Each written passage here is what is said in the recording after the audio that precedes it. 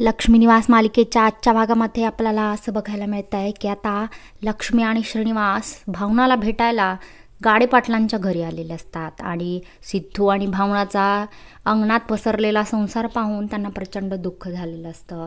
त्यानंतर आजी लक्ष्मीला आणि श्रीनिवासला म्हणते की काय हो लक्ष्मीबाई आणि श्रीनिवास, तुम्हाला काय वाटलं की तुमची पोरगी श्रीमंतांच्या गळ्यामध्ये बांधली म्हणजे ती ऐश्वर्यात लोळत असेल काय? तर हे कधीही शक्य नाही.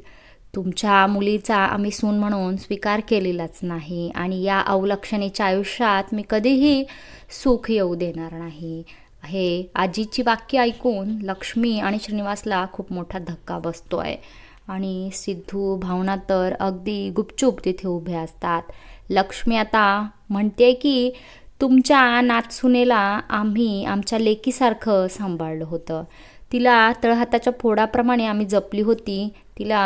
तिच्या डोळ्यात एवढंसं सुद्धा पाणी येऊ दिलं नव्हतं आणि इथे तुम्ही आमच्या मुलीला रोज रडवताय आणि तिला अजिबात सुखाचा क्षण देत नाही आहात.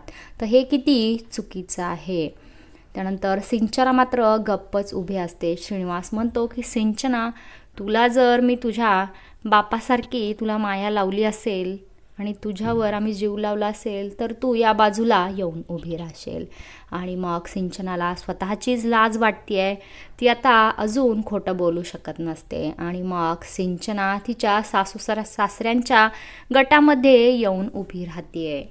सिंचना म्हणते की मला माझ्या सासूसासऱ्यांनी आई बाबा असल्यासारखं प्रेम दिलं होतं. ही गोष्ट मी नाकारू शकत नाही. आणि आता आजीची आणि निलांबरीची, गाडेपाटलांची सगळ्यांची बोलती बंद केलेली असते सिंचनाने.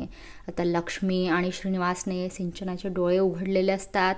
ते आता सिंचनाला पुन्हा सासरी घेऊन जाण्यामध्ये यशस्वी होणार का?